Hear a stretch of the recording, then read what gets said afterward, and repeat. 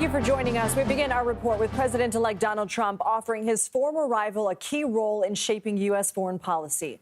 Trump is expected to name Florida Senator Marco Rubio as his Secretary of State. If confirmed by the incoming Republican-led Senate, Rubio will become the nation's top diplomat amid ongoing conflicts in the Middle East and Ukraine.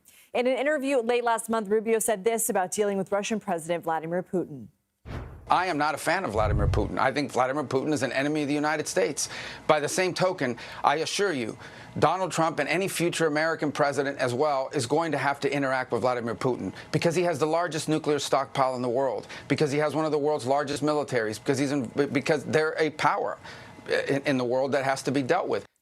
In addition to his previous announcements, CBS News has also learned Trump intends to name South Dakota Governor Kristi Noem as Homeland Security Secretary, former Arkansas Governor Mike Huckabee as U.S. Ambassador to Israel, Steve Witkoff as Special Envoy to the Middle East, William McGinley for White House Counsel, and John Ratcliffe as CIA Director. On Wednesday, Trump is expected to take his first steps inside the White House since he left office in January of 2021. He'll meet with President Biden in the Oval Office. Biden invited his successor to the White House soon after the election was called last week. CBS News political director Fin Gomez joins us now. Let's go ahead and start, Fin, with Marco Rubio. What do we know about how he would approach foreign policy?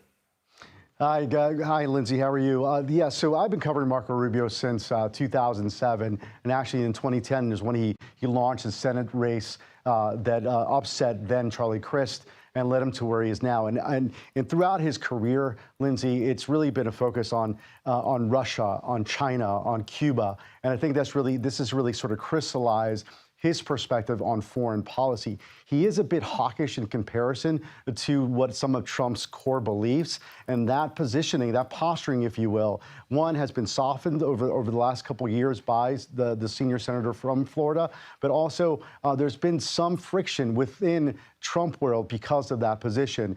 He's had some critics, including RFK Jr., who weighed in on his candidacy recently, but also from some of his from some of President-elect Trump's advisors in his family, including Don Jr., who believe that his positioning does not align with the MAGA core perspective of more of isolationism, if you will, in contrast to more of a hawkish foreign policy. Lindsay.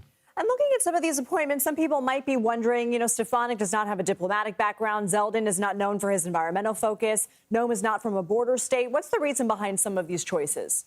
There are three things that are happening here. I think you can remember it. It can be typified, Lindsay, with it's that these nominations are coming in fast. They're coming in furious. And also the third F is fealty. The converging point across these candidacies, if you will, for these high-ranking positions in the incoming Trump administration is the fact that they are loyal to Donald Trump. This has been tested and tried, if you will, during the primaries and also in the lead up to the election.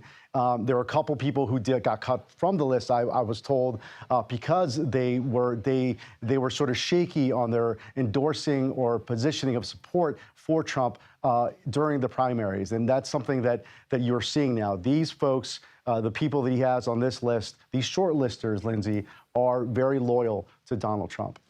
We've also learned that Trump will name John Ratcliffe for CIA director. What do we know about his background?